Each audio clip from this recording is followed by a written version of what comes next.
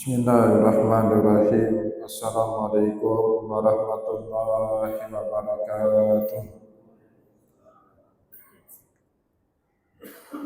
Alhamdulillah, alhamdulillahilladzi ja'ala al-ilma taharatan lin-nufus wa nuran lil-basair wa hadiyan ilal jannah.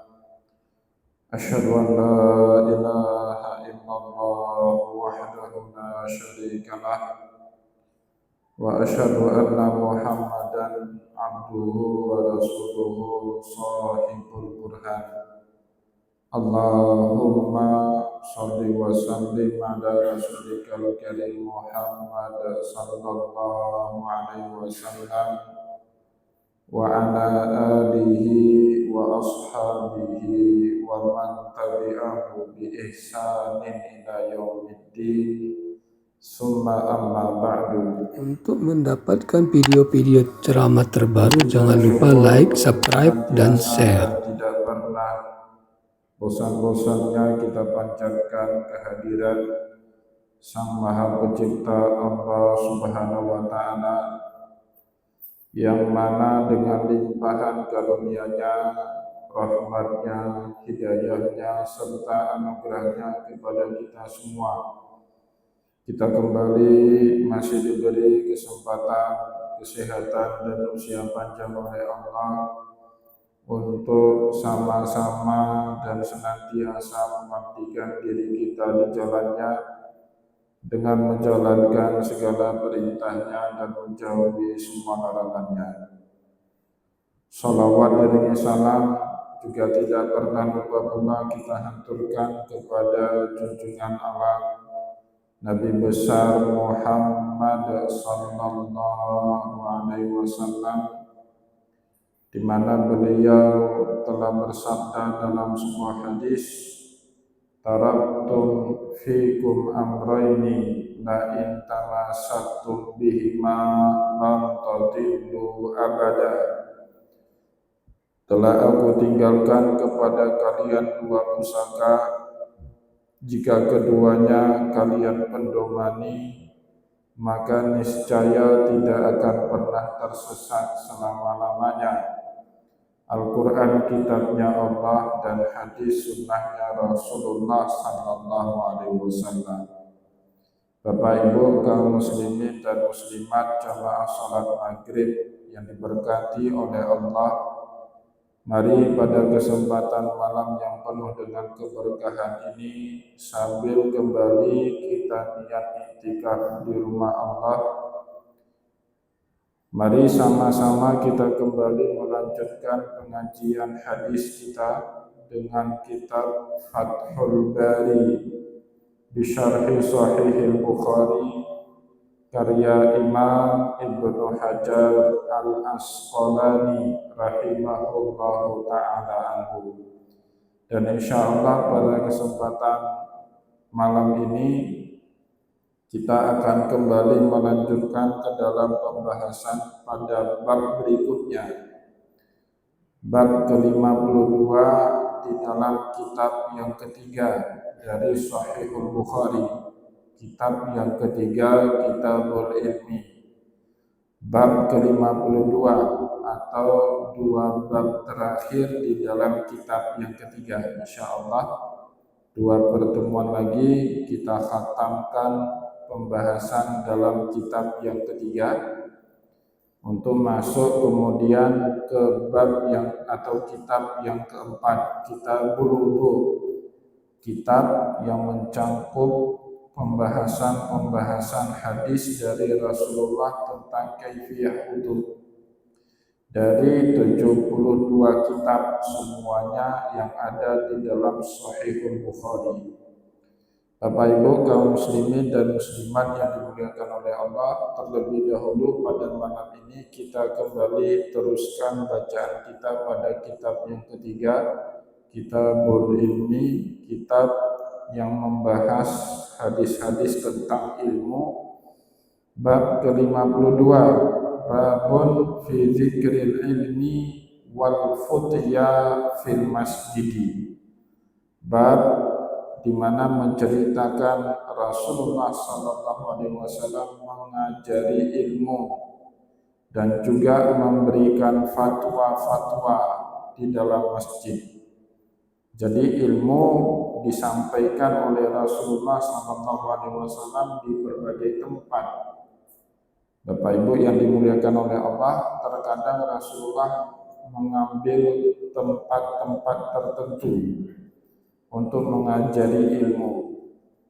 Tetapi juga Rasulullah terkadang mengajari ilmu tanpa harus ada tempat tertentu, sambil dalam perjalanan, baik saat beliau berjalan kaki maupun menggunakan hewan tunggangannya. Rasulullah masih sempat juga membicarakan ilmu, memberikan fatwa.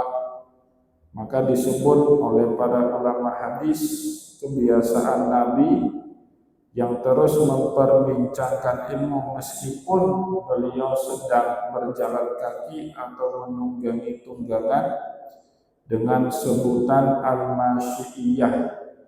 Al-masyi, masyayamsi itu maknanya berjalan. Al-masyiyah maknanya Rasulullah sambil berjalan pun masih sering beliau membicarakan ilmu.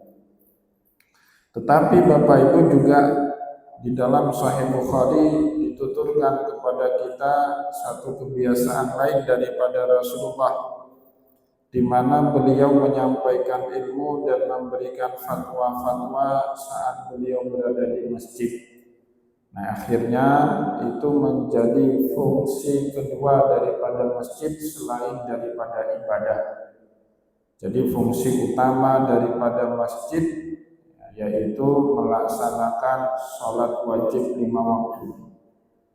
Setelah itu Bapak Ibu, fungsi berikutnya daripada masjid dihidupkan dengan menggelar halaqah taklim, halaqah pengajian, dan itulah salah satu contoh yang disunnahkan, yang dicontohkan oleh baginda Rasulullah SAW.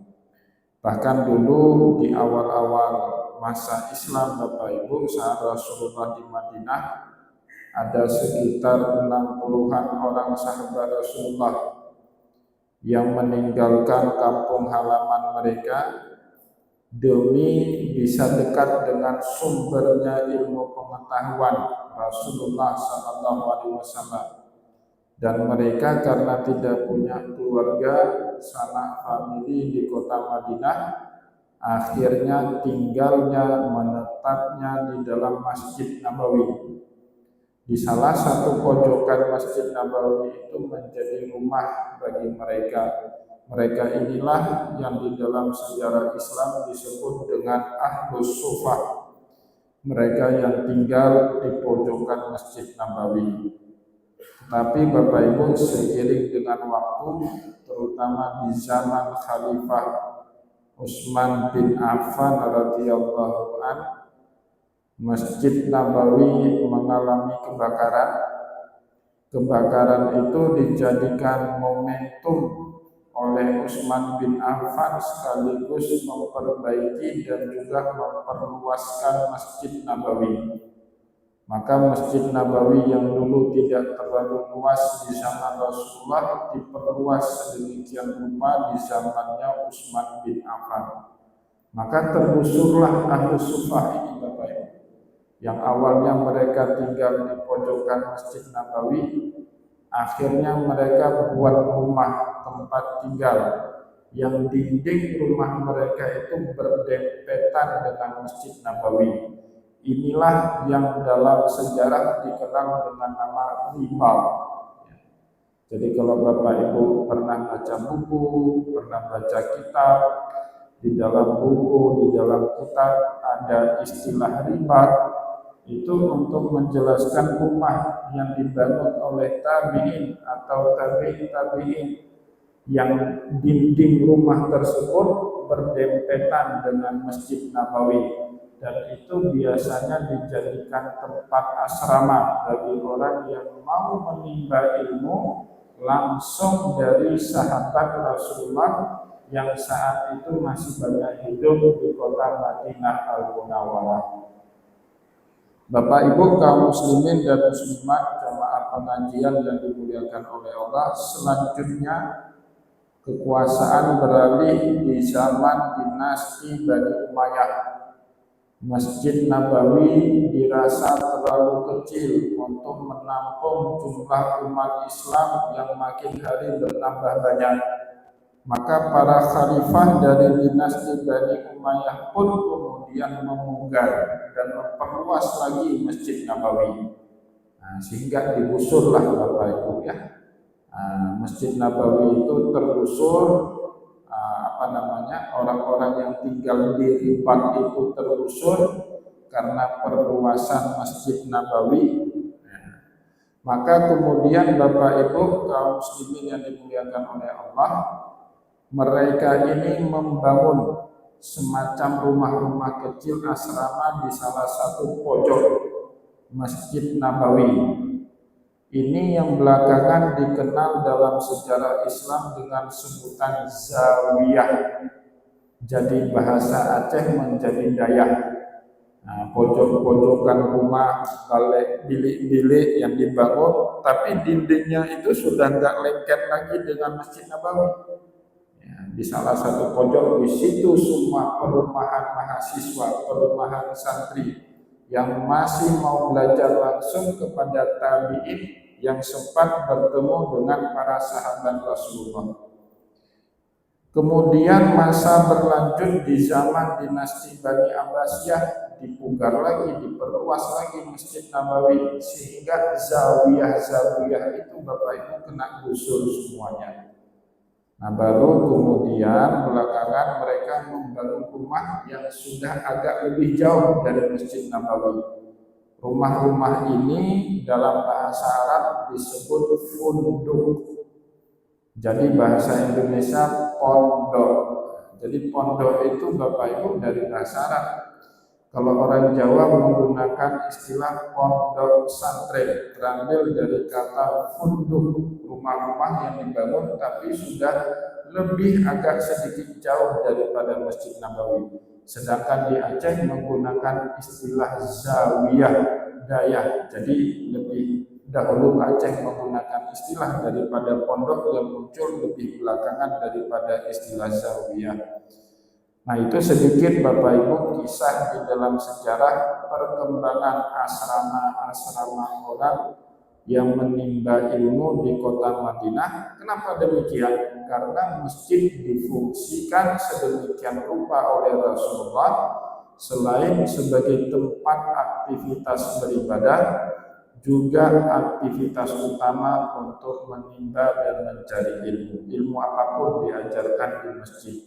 Yang nggak boleh itu di masjid Bapak Ibu dagang, itu nggak boleh. Sebagian mengatakan haram, sebagian ulama lagi mengatakan makruh. Jadi kalau kita deal-dealan bisnis, ngomong dagang, ngomong keuntungan dalam masjid, itu kata Rasulullah tidak berkah dagangannya. Itu hindari, jangan dagang di masjid. Di pelataran masjid boleh nggak? Boleh. Dan dari dulu Bapak Ibu kebiasaan Nabi, sunnahnya Nabi, membangun pasar. Setiap kali beliau membangun masjid. Jadi masjid itu integral, menyatu dia dengan pasar. Biasanya kalau masjid itu makmur, maka aktivitas dan kegiatan ekonomi di sekitaran masjid itu juga akan hidup. Jadi dulu Rasulullah yang buat seperti itu, membangun pasar pertama di dekat Masjid Nabawi sampai hari ini Bapak Ibu. Mungkin triliunan rupiah tiap hari terjadi perputaran uang di dekat atau di sekeliling Masjid Nabawi. Begitu juga di Masjidil Haram. Itu tempat perputaran uang semua, kegiatan bisnis di sekitaran Masjidil Haram. Di Banda Aceh Bapak Ibu, di sekitaran Masjid Raya Baitur Rahman bahkan namanya jalan perdagangan, tempat berdagang. Memang boleh, memang harus seperti itu. Masjid integral dia dengan pusat ekonomi, kegiatan ekonomi. Tetapi di dalam masjid tidak boleh ngomong dagang, untung rugi, bisnis, deal kontrak, akad, dan seterusnya tidak boleh itu dalam masjid. Jadi kegiatan utama dalam masjid kalau kita baca di dalam kitab hadis, yang pertama sebagai tempat kegiatan keagamaan, terutama kegiatan ibadah. Yang kedua sebagai tempat menyebarkan ilmu pengetahuan agama, dan dulu juga digunakan oleh Rasulullah sebagai tempat beliau menjawab pertanyaan atau memberikan fatwa-fatwa yang ditanyakan oleh para sahabat kepada beliau. Bapak Ibu kaum muslimin dan muslimat jamaah pengajian yang dimuliakan oleh Allah. Dalam bab 52 ini Imam Bukhari meriwayatkan kepada kita hadis nomor 133, di mana hadis ini beliau peroleh dari guru beliau, Haddatsani Qutaibatu ibnu Sa'idin qala haddatsana Al-Laitsu bin Sa'din qala haddatsana Nafi Maula Abdullah bin Umar bin Khattab radhiyallahu anhuma. Jadi Nafi ini Bapak Ibu salah seorang sahabat yang unggul. Dia maula. Maula itu hamba sahaya. Tapi tradisi Islam Bapak Ibu, hamba sahaya itu kewajiban agamanya setengah daripada orang merdeka. Jadi budak itu kalau nggak dapat izin dari tuannya untuk sholat 5 waktu ke masjid, tidak boleh pergi ke masjid. Budak itu kalau nggak dapat izin dari tuannya untuk berpuasa di bulan Ramadan, dia tidak boleh berpuasa di bulan Ramadan. Terus nggak dosa budak. Maka kewajiban dia setengah daripada orang yang merdeka. Jadi kewajiban dia puasa itu Bapak Ibu tergantung izin daripada tuan. Kalau tuannya nggak izinkan nggak boleh puasa. Itu budak. Dia mau naik haji, tuannya nggak izinin, nggak boleh dia menunaikan ibadah haji. Tapi dulu Bapak Ibu para sahabat punya sikap berbeda.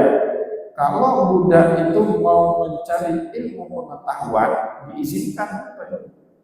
Maka nggak heran belakangan banyak sekali para budak ini menjadi gurunya para sahabat, karena mereka diberi izin oleh tuannya untuk menuntut ilmu. Salah seorang di antaranya namanya Nafi, hamba sahayanya Abdullah bin Umar bin Khattab.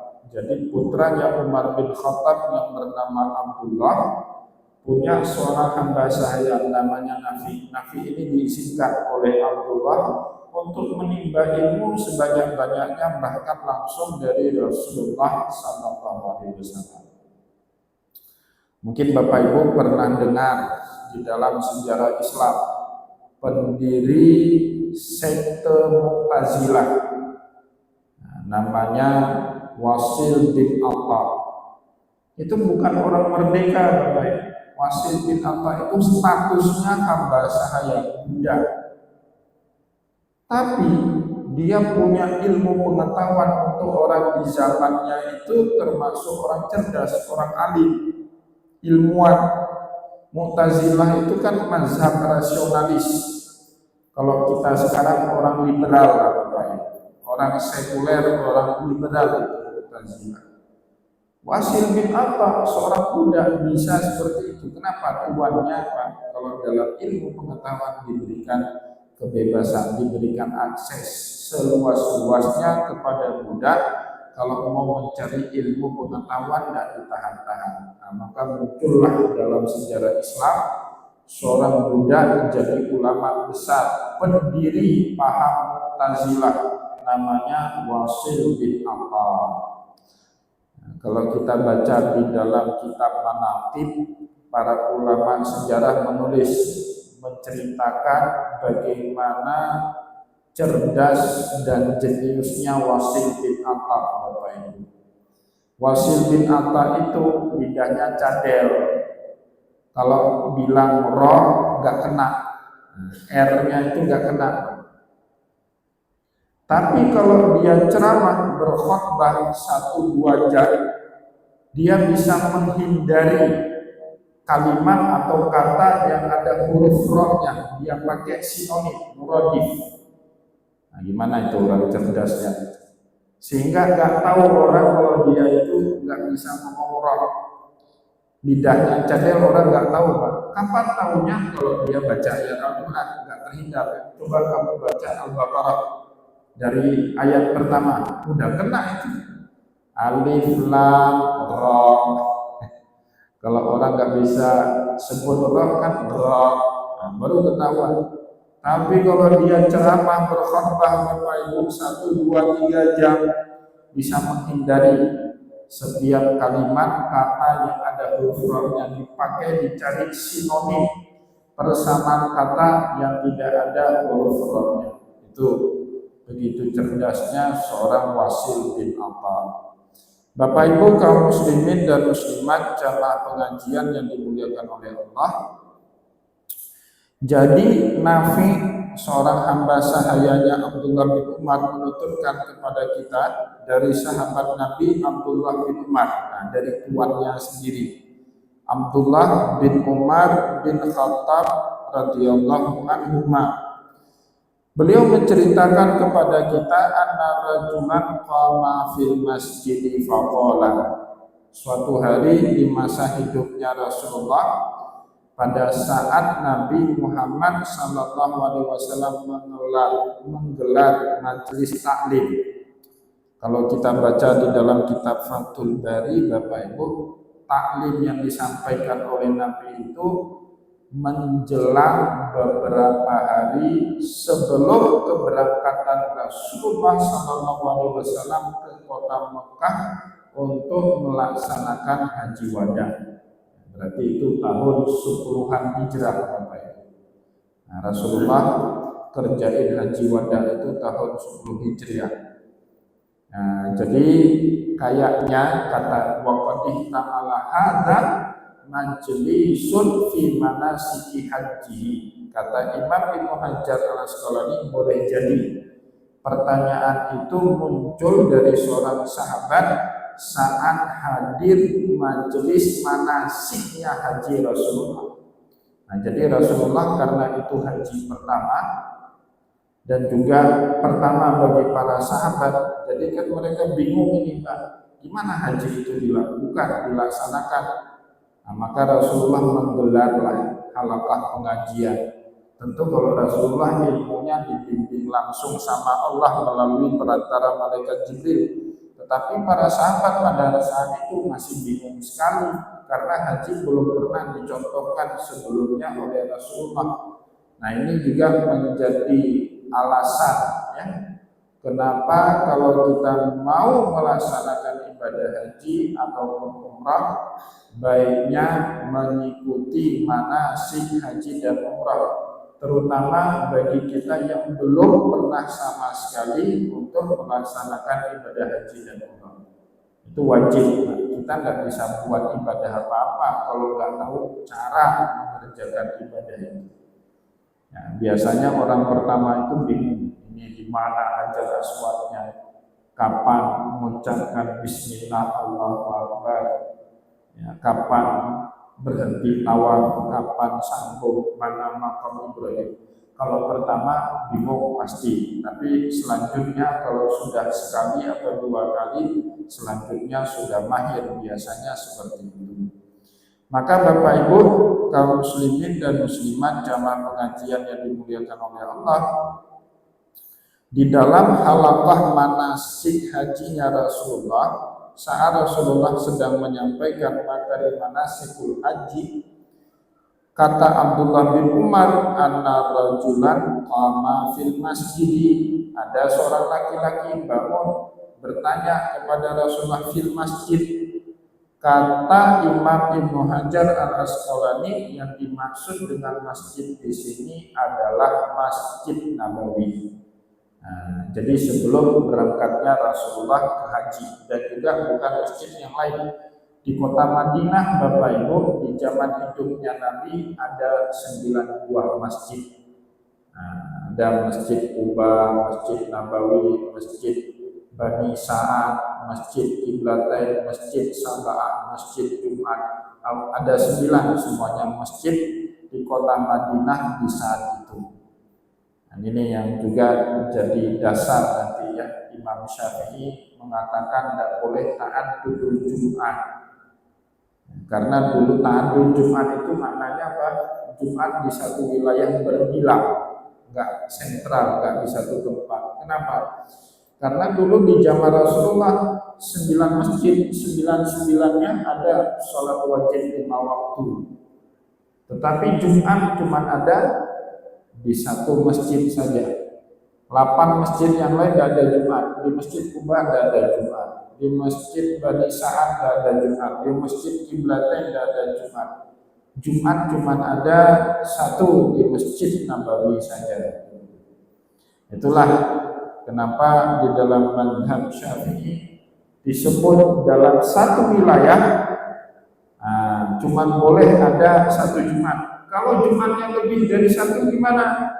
Maka yang sah yang pertama sekali azan, kata Imam Rabi. Yang kedua azan, yang azannya belakangan bagaimana? Sholat Jumatnya nggak sah. Terus kalau nggak sah bagaimana? I'adatul tuhur.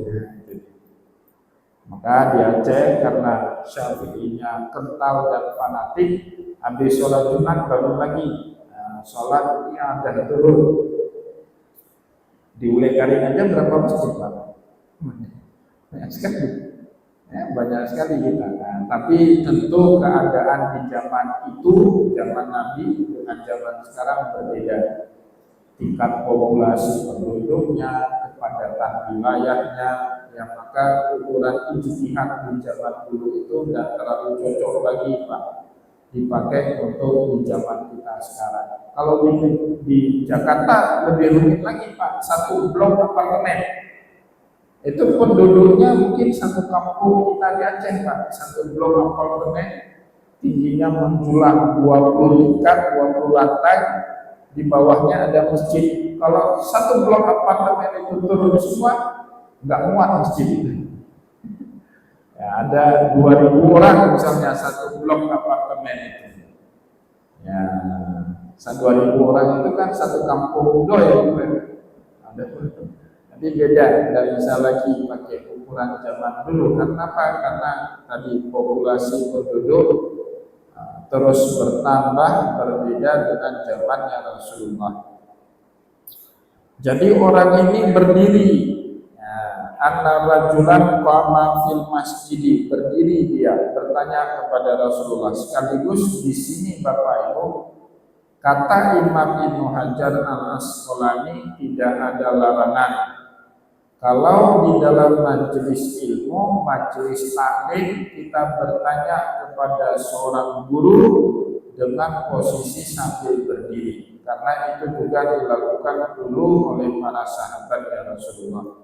Sambil berdiri boleh, sambil duduk juga boleh. Bahkan dulu ada sahabat Bapak Ibu yang tulis bertanya sama Nabi. Tapi Nabi kan tidak bisa baca. Maka biasanya tulisan itu diminta dibacakan oleh Yazid bin Zaid bin Sabit radhiyallahu anhu, diminta baca. Setelah dibacakan baru kemudian Rasulullah sallallahu alaihi wasallam jawab. Jadi bertanya boleh sambil duduk, bertanya boleh sambil berdiri, bahkan bertanya boleh dengan surat. Yang bid'ah itu bertanya melalui WhatsApp, itu bid'ah. Jelas ada di zaman Rasulullah ya. Di zaman kita baru ada bertanya melalui email, melalui WhatsApp dan seterusnya. Apa yang ditanyakan orang tersebut kepada Rasulullah? Orang ini berkata, ya Rasulullah, min aina ta'muruna an nuhilla?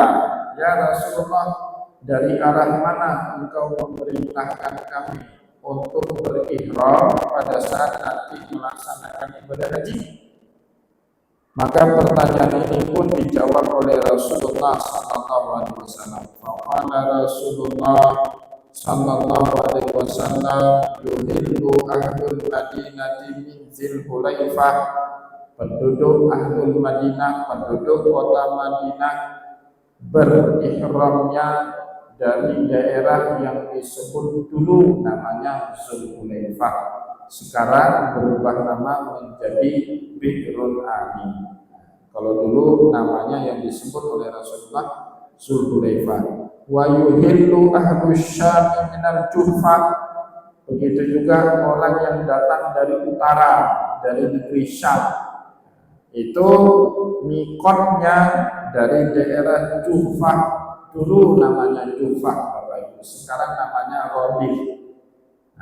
Namanya Rodif. Saya berangkat haji dari Mesir, berangkat haji dari Sudan, mikot kita itu di daerah namanya Rodif. Jadi kalau penduduk Madinah, mikotnya dari Zulhulaifah, penduduk Syam yang datang dari sebelah utara itu mikotnya di Juhfah. Dulu namanya Juhfah, sekarang namanya Rodif. Wa yuhillu li ahli Najdin min qarnil manazil.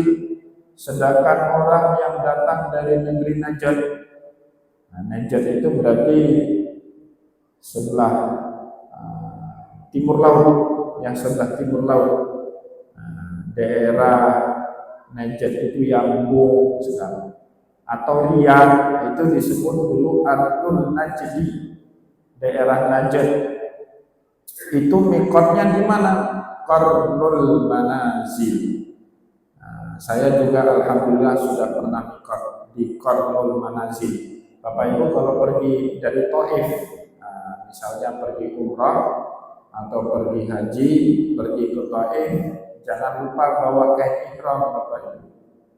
Supaya apa? Balik ke kota Mekah bisa ngambil umrah. Minta sama mutawifnya sesekali pergi ke Qarnul Manazil. Masjid Qarnul Manazil itu tidak jauh, tidak terlalu jauh dari kota Taif. Jadi sedikit agak berbelok arah dari arah kota Mekah, tapi tidak terlalu jauh, tidak sampai 1 jam. Yang biasanya supir pasti mau kita kasih paksi sedikit lah, kasih oleh-oleh buat dia, sekitar 45 menit dari arah pulang. Kalau kita pulang ke kota Mekah, kita nanti belok kiri di persimpangan. Kalau ke Qarnul Manazil kita belok kanan, sekitar 45 sampai 50 menit sampai ada masjid besar disebut dengan Masjid Qarnul Manazil. Itu mikotnya orang-orang yang datang berhaji ataupun umrah dari daerah Najd, daerah Riyadh, Yambung, sekali ya, supaya kita tahu banyak tempat mikot. Ternyata bukan hanya Zulhulaifah, bukan hanya Ji'ronah, bukan hanya Hudaybiyah, tetapi juga ada yang lain seperti Qarnul Manazil. Wa yuhillu ahlul Iraq min Zulkarni. Sedangkan orang Irak itu mikotnya dari Zulkarni. Itu mikotnya orang yang datang dari sebelah arah timur. Ya. Wa yuhillu li ahli Yamanin min Yalamlam. Sedangkan orang yang datang dari selatan itu mikotnya dari Yalamlam. Itu jawaban Rasulullah kepada sahabat yang bertanya tadi.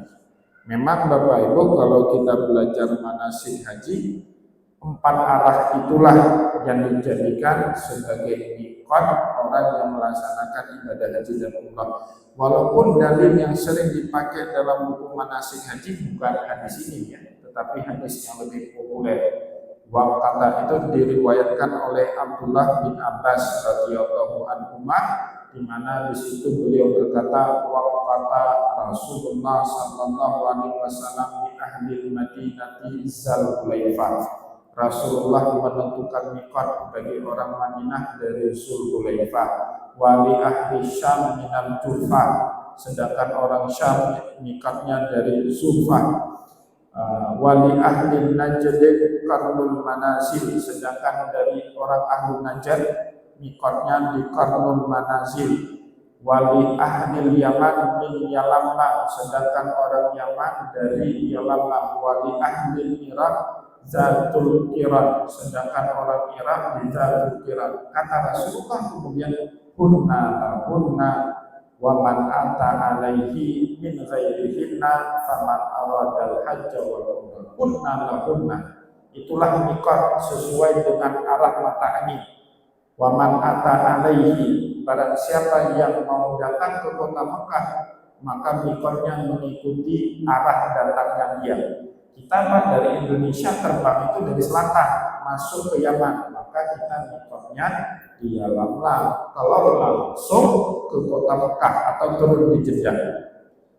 Kata Rasulullah, waman ata min ghairihinna, begitu juga yang datang selain 4 nama yang disebut oleh Nabi tadi. Aceh kan nggak disebut, tapi miqatnya di mana? Yang ikut arah itu, Pak. Ya, karena kita datang kalau langsung penerbangan ke Mekah, maka kita miqatnya di daerah Yalamlam. Ya, hunna lahunna wa man ata min ghairihinna, bagi siapa saja faman aradal hajja wal umrah, bagi siapa saja yang mau menunaikan ibadah haji dan umrah. Oh, saya ke kota Mekah tapi nggak niat haji atau umrah, apa harus miqat? Enggak harus. Kayak pilot, ya, pilot itu kan nggak miqat, atau pramugari itu kan nggak miqat mereka, Pak.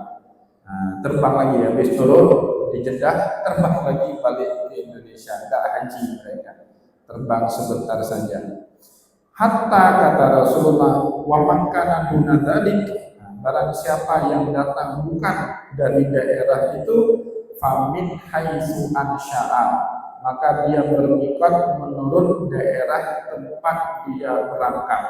Nah, jadi tidak mesti dari situ. Itulah kemudian yang membuat para ulama modern membolehkan jamaah haji dan umrah dari negeri mereka masing-masing yang terbang langsung ke kota Mekah, karena kebetulan di Mekah tidak ada airport yang paling dekat di Mekah itu ya di Jeddah. Maka karena ada sebutan Rasulullah di dalam hadis tadi, wa man kana duna dzalik, barang siapa yang tidak datang sesuai dengan arah 4 mata angin tadi, famin haitsu ansya'a, maka boleh dia bermiqat dari manapun arah yang dia berangkat. Maka Pak, berangkat haji atau umrah langsung dari Banda Aceh misalnya ke Jeddah, pilihan miqatnya 3. Boleh miqat di asrama haji, boleh langsung pakai itu ihramnya di situ, boleh. Atau miqat di atas udara saat lewat Yalamlam, boleh. Yang terakhir saat setibanya kita di Jeddah, boleh 3-tiganya. Nah, itu didasarkan kepada hadis Rasulullah SAW tadi. Hatta ahlu Makkah min famiqatuhu min Makkah, sehingga orang Mekah itu miqatnya di mana? Ya dari kota Mekah itu sendiri. Kalau naik haji orang Mekah, Bapak Ibu berangkat hajinya dari rumah mereka masing-masing. Kalau umrah mereka keluar dulu, nah, cari tempat miqat tanah halal baru masuk ke tanah haram. Tapi kalau berhaji orang Mekah dari kota Mekah keluar menuju ke Padang Arafah. Kayak kita juga haji, Pak. Nah, sudah di Mekah netap, maka kita miqatnya di mana? Di hotel, kan? Pakai baju ihram lagi, sholat sunat 2 rakaat. Sebelum bus meninggalkan hotel, wajib kita berniat haji. Labbaikal hajja wa ahramtu bihi lillahi ta'ala. Bapak Ibu kaum muslimin dan muslimat jamaah pengajian yang dimuliakan oleh Allah, kita padakan pengajian kita pada kesempatan malam ini. Jadi Bapak Ibu demikian, saya mohon izin tidak sholat berjamaah pada malam ini bersama dengan kita. Semoga apa yang kita sampaikan pada kesempatan malam ini bermanfaat kepada kita semua. Wallahu muwaffiq ila aqwamit thariq wa nasrun minallahi fathun karim. Wassalamualaikum warahmatullahi wabarakatuh.